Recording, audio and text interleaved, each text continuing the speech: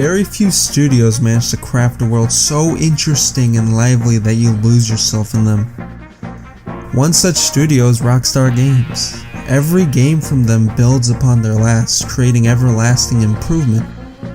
Red Dead Redemption 2 was no exception. In fact, the newest entry in their fantastic catalog is their most impressive and immersive game to date. A game that proves that world building is more captivating than useless busywork. Is there any way that you could help us get the supplies that we need to finish? All right, here you go. But you best not be playing me for a fool. Oh, I ain't, mister. I swear. What I love about Rockstar is that they put so much attention into the worlds they create. I would describe this game's open world as a character itself. Not only was it absolutely gorgeous, with its beautiful mountaintops and thick atmospheric weather effects, but it was full of colorful people to interact with. I spent hours exploring every nook and cranny, discovering unique and interesting characters. May it be a series of eerie clues leading to the location of a vampiric man, or a drunken Morvet telling you the story of how he was betrayed by his best friend. Almost around every corner was a new interesting face to meet.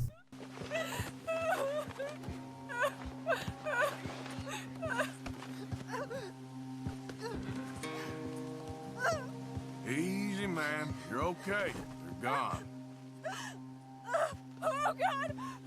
Oh God! They also added a new interaction menu that gave you the ability to interact with these people in different manners. You could rob them, insult them, or just give them a simple hello. This mechanic also fed into the returning honor system that allows you to choose whether you want to be a hero or a menace. Either way, both sides affected how people perceived you, gaining you rewards for helping around the town or looked down upon from your horrendous deeds. These small interactions were eons more exciting and enticing than any typical base takedown mission or tower to climb. The game also never bogged me down with mission icons flooding the map. Much of the side content wasn't even on the map, instead it left me to venture out myself and discover them. I found this to be much more enthralling since I wasn't just opening my map to find the next side activity to check off a list.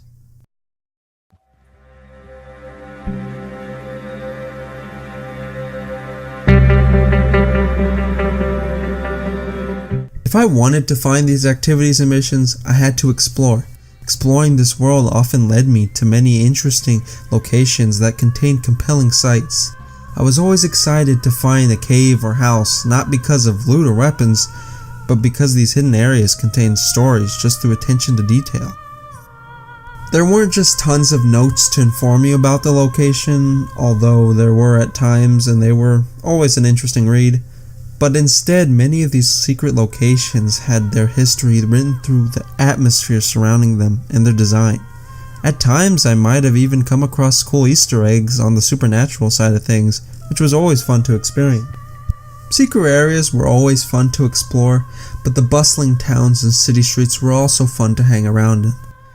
In these towns, many shops and activities were opened up for interaction.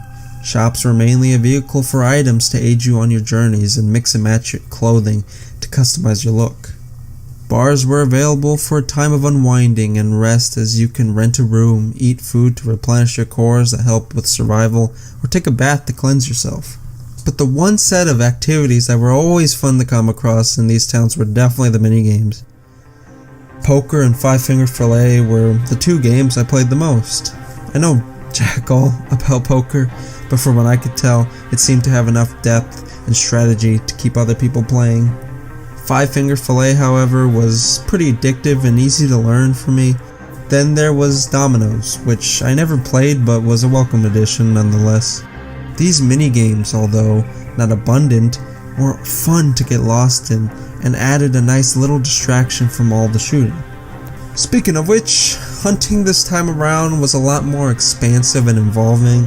Instead of simply shooting an animal and skinning it, the new system here was added for more strategic play.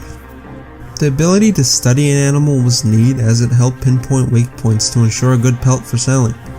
I was glad they added this mechanic, since hunting has always disinterested me due to how simplistic it usually is presented. Fishing was added to the game as well as a nice companion activity to hunting. Unfortunately, the controls were a bit clunky when reeling in the fish, making it a bit difficult to catch them. Wasn't a huge issue, but one nonetheless. Many of these activities were also integrated into more overarching stories. Many side missions had hunting and mini-games, but were presented through interesting characters and extra tasks. Most of the side missions were multi-layered and offered more insight into the different mechanics fused with the side activities. But side activities weren't the only thing expanded upon in these missions, as the main protagonist, Arthur Morgan, was given a lot more understanding through these missions. We ain't run into them yet, so they both must have headed down the hill. Sure. Hey, I ain't had time to ask. What really went down back there on that boat? We missed you. That's what happened. Come on. I'd say that Arthur Morgan is one of the best video game protagonists I've played as in a long time. His development from beginning to end was enthralling and emotional. His tough guy persona in the beginning was one that seemed typical for the generic Western hero. But his actions and experiences he goes through transformed him, by the end, into a character that was not only sympathetic, but extremely likable, feeding into the theme of redemption. It helped that he was incredibly charismatic and funny due to the excellent dialogue and phenomenal voice work by Roger Clark. Mary? You came. Sure. Whenever you call for me, I'll come. Oh, Arthur. What's wrong? Daddy. Your father? I'm a bigger fool than I even thought. I'm begging you, Arthur. However, he wasn't the only interesting and excellently performed character. Since the game's plot revolved around your gang, run by Dutch van der Linde, and the downfall of it, a lot of focus went into the characters. Each of them was completely fleshed out. Since the gang and you hold out at different camps, there was the ability to sit around a campfire or play mini-games to further get to understand your fellow members. There were even side missions available for you to further explore their pasts and introduce fun gameplay elements such as robbing certain locations. However, the people residing in your camp could also start to dislike you if you don't donate money for camp upgrades or don't provide meat for them to use. I found this mechanic to give a nice dynamic nature to the relationships between you and them. You could even antagonize them through the small interaction menu if you don't enjoy their presence. Goddamn fancy little bastard. What are you talking about? Don't worry, I ain't serious. Well, maybe I don't understand the joke. Even though all of the gang were interesting, the one member that stuck out the most was Dutch. Dutch's downward spiral was not only expertly paced out and executed, but one that brought about an emotionally driven second half of the narrative. Towards the end, he went from a charming and fun character into one of quick-witted decision-making and greed-filled corruption. This effectively made his turn to villainy as one of the best origin stories for a villain I've ever seen.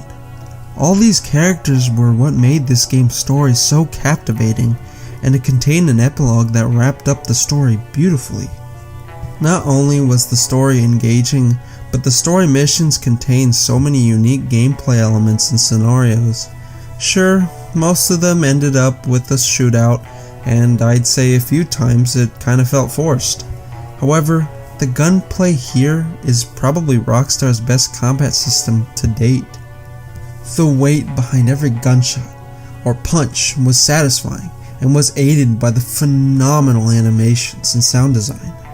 Deadeye returning was also nice, with it being a helpful way to get out of sticky situations, but keeping the previously mentioned cores full allowed further use of Deadeye. The game had a multitude of weapons. There were various gun shops around each of the towns that contained different types of weaponry: shotguns, rifles, pistols, revolvers, melee, etc. Each of which contained their own customization options and strengths and weaknesses when it came to different situations. Horses have also been focused on a lot more in terms of customization and stats. Whether you tame a horse in the wild or buy one, each of them came with their own special statistics, with some horses being more suited for certain environments than others. Horse customization this time around was way more varied and even a bit overwhelming, but I was still grateful with the amount of personalization available.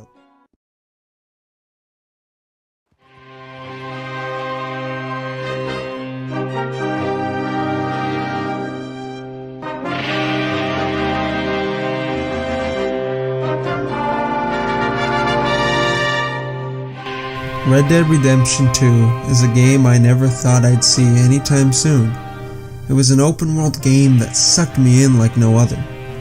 Its many gameplay systems, fantastically realized world, and enthralling story added it up as one of my favorite games this generation. It's not a perfect game, however, as some clunkiness was present, especially when rummaging around a house, and the epilogue did contain a few boring missions that had you just doing mundane chores. But in the face of everything, the accomplishments completely shadowed over the flaws.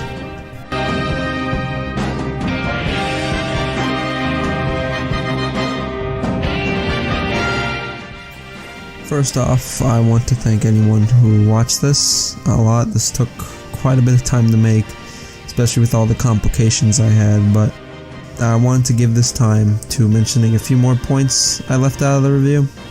First off, the music is absolutely fantastic. I forgot to mention it, but it's amazing. I loved it. And the game isn't flawless by any means, and I was having a bit of a hard time deciding whether or not I should do a 10 or a 9. It's somewhere in between.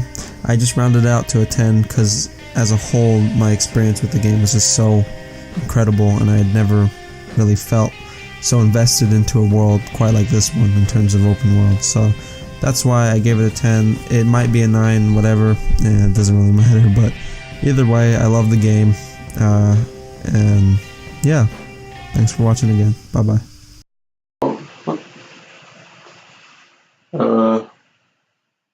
Hey, no. Don't you dare keep going.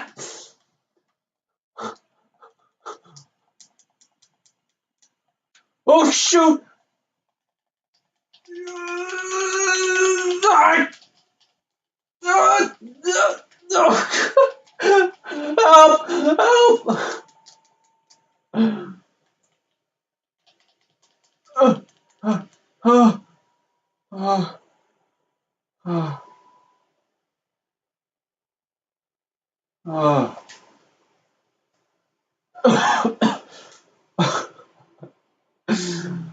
Oh, where am I at?